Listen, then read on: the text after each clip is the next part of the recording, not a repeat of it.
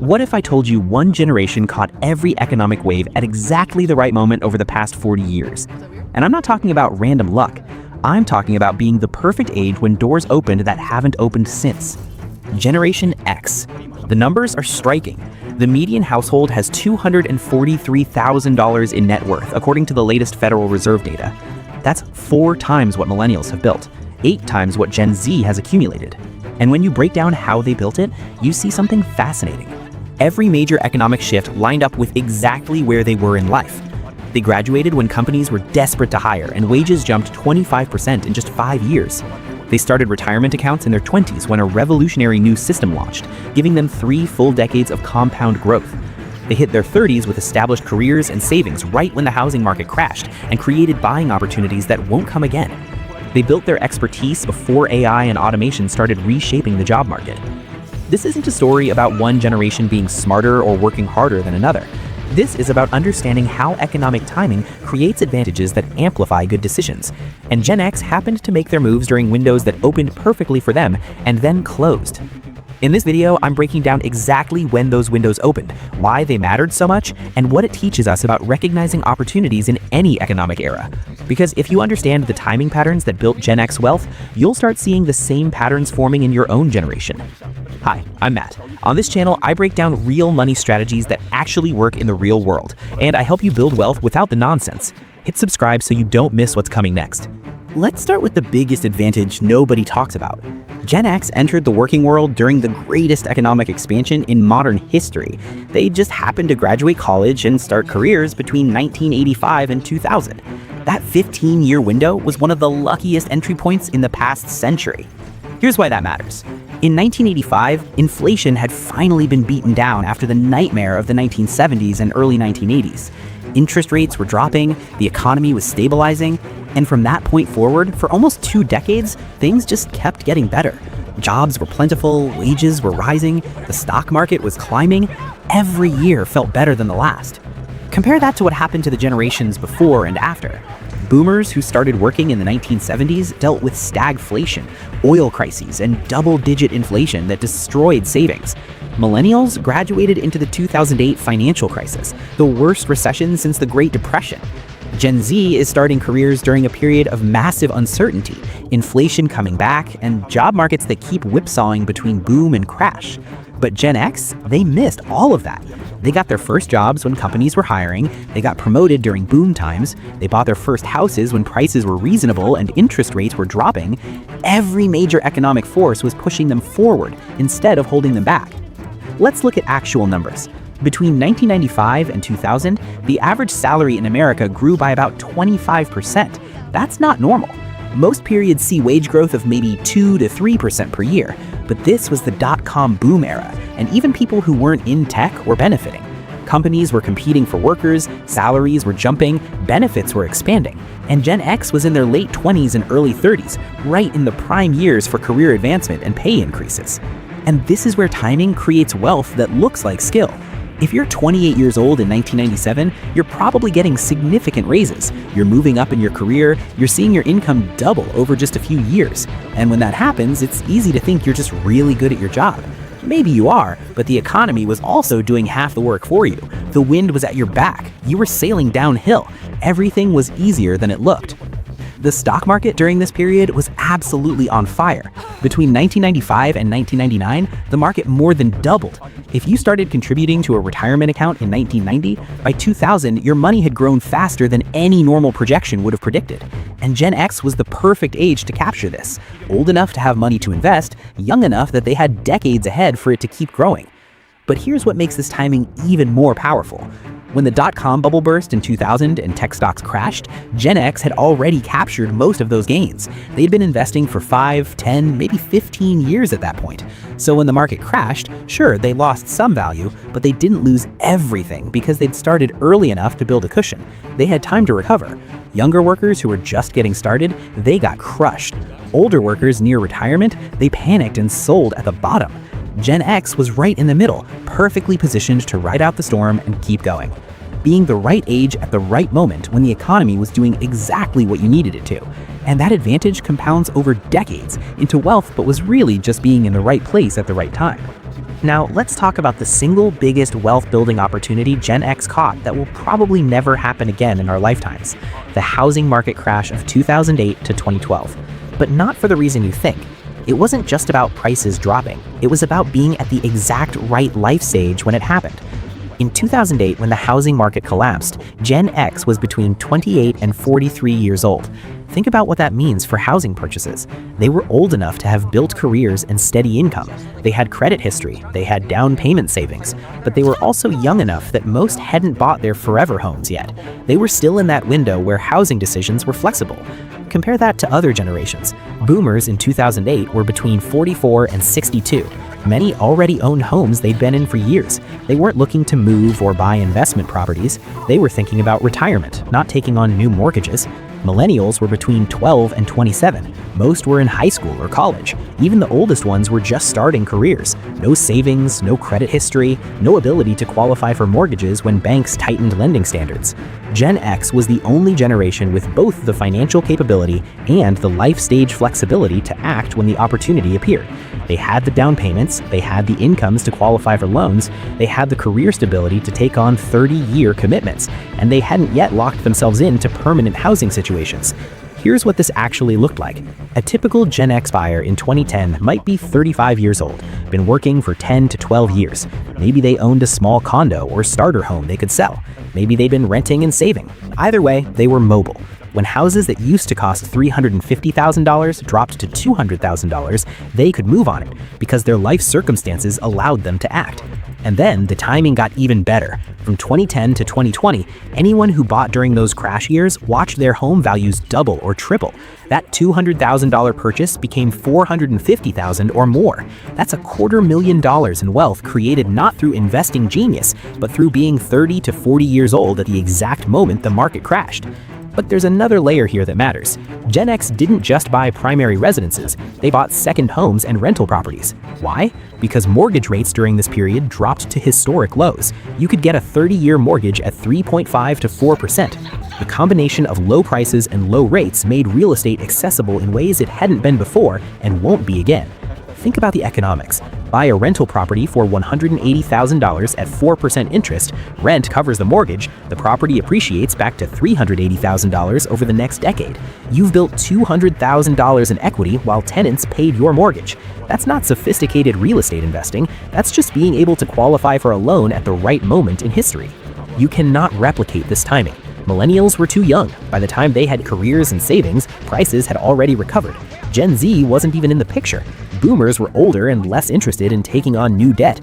Gen X caught the window because they were the perfect age when it opened. We're halfway through this video, and if you're starting to see how life stage timing creates advantages that look like skill, but are really about being the right age at the right moment, stay with me, because the next section shows how Gen X caught another perfect wave with retirement accounts that younger generations simply cannot recreate. All right, here's something nobody talks about. Gen X was the first generation to build wealth through a completely new retirement system.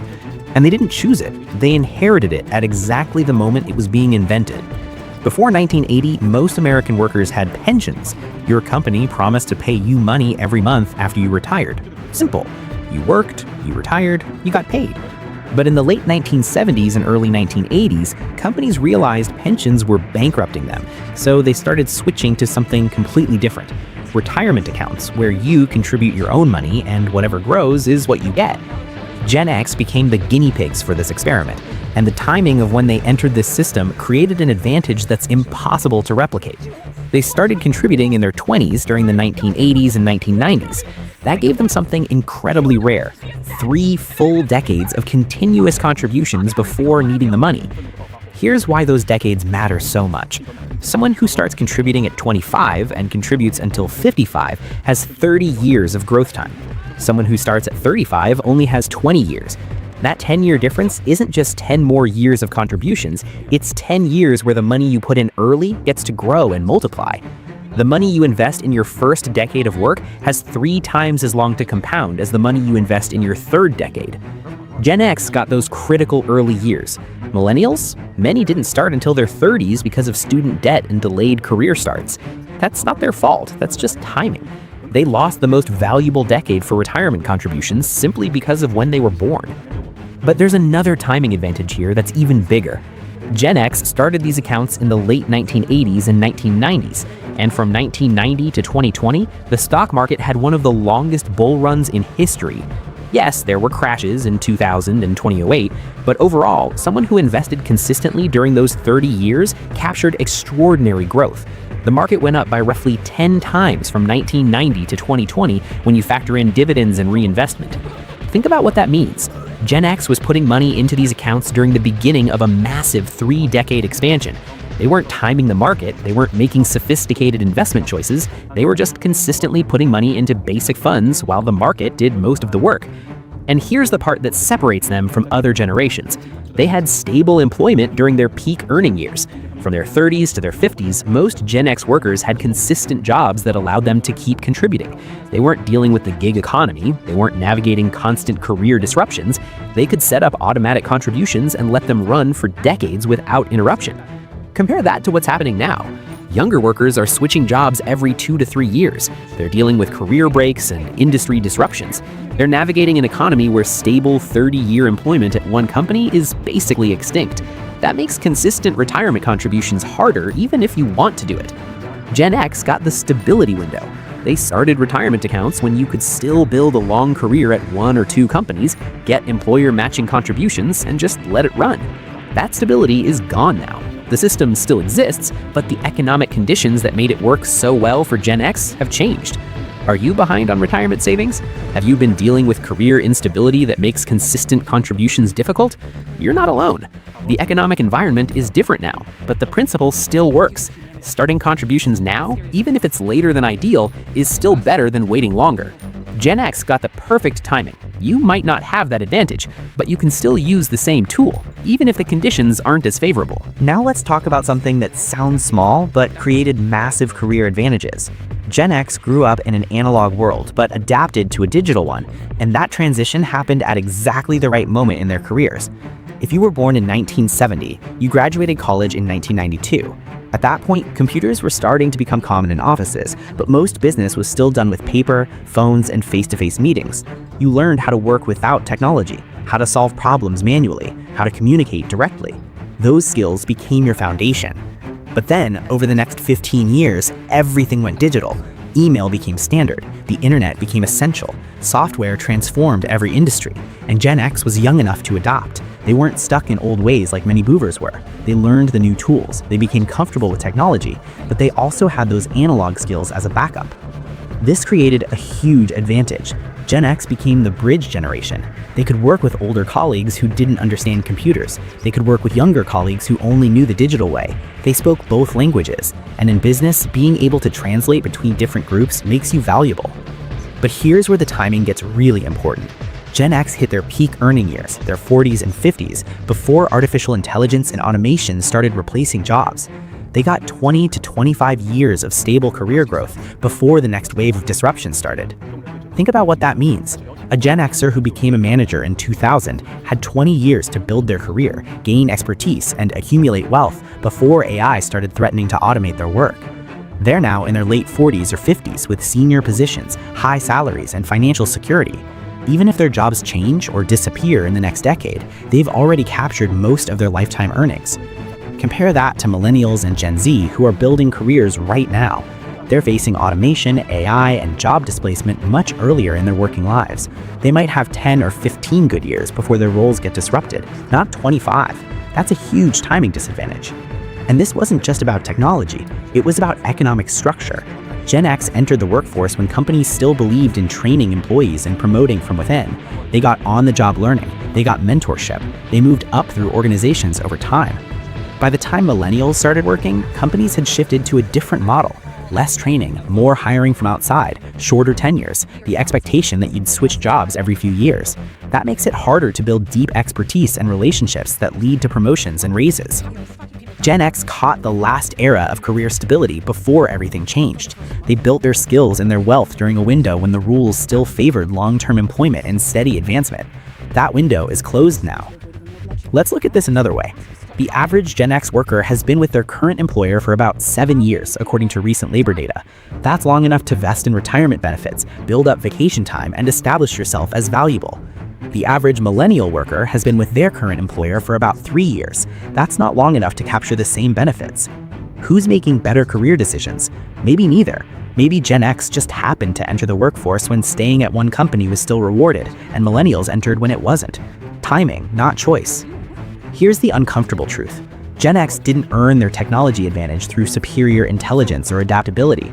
They got it by being born early enough to learn analog skills, but young enough to adopt digital tools.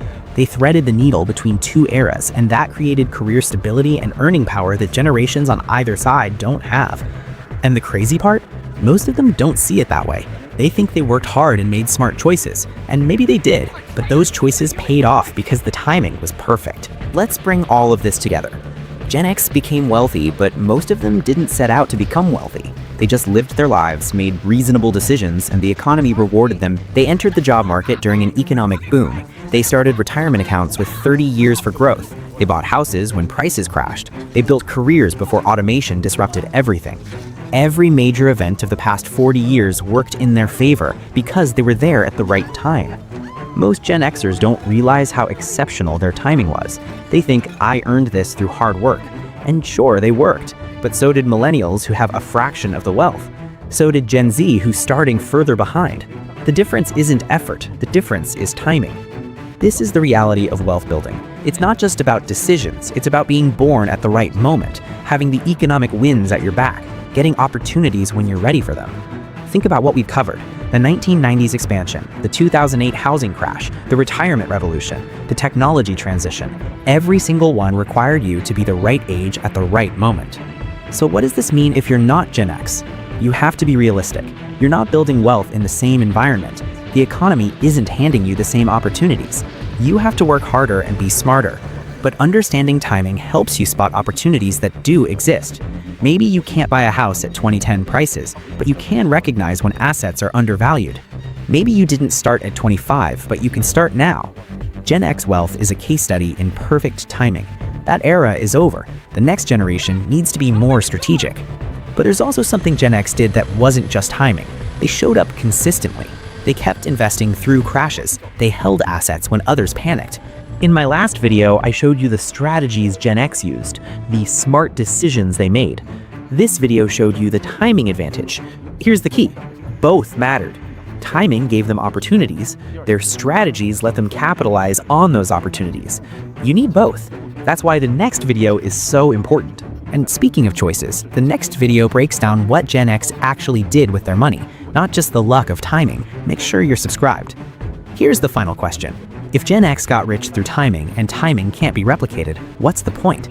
Because you can learn to recognize and capitalize on whatever advantages your generation gets. Every era creates winners. The question is whether you're paying attention when your moment arrives. What timing advantages have you noticed in your financial life? Drop a comment.